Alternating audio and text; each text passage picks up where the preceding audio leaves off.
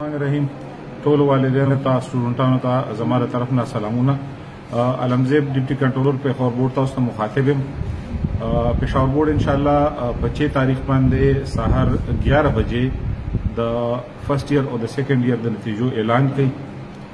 د دې نه علاوه موږ د نهم نتیجو اعلان چې کوم کړی دی په هغې کې بعضې ماشومان یا بعضې استادان صاحبان د سوالونو تپوسونه کوي. دوه خبرې دي. لومړنۍ دا تپوس کیږي چې کوم ماشومان فیل شوي دي په یو یا دوه پرچو کې آیا هغوی د امپرومنټ اگزام ورکولی شي. نو د دې جواب دا دی چې او دغه ماشومان چې کوم دي نو د خپلو فیل شوو پرچو سره سره د امپرومنټ امتحان هم ورکولی شي.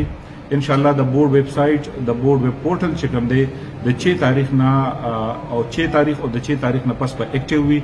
تاسو په هغې باندې خپلې داخلې کولی شئ. د دې نه علاوه بل دا یو تپوس بار بار کېږي چې رقم ماشومان مکمل فیل شوي دي آیا دا ماشومان په دې 25 اکتوبر کې چې دا کوم انول 2 ایگزام را روان دي د امتحان ورکولی شي.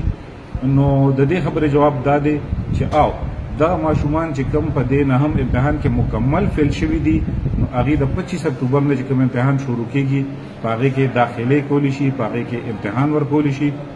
ستاسو ډېره ډېره مننه. خوشحاله او آباد اوسئ. السلام علیکم.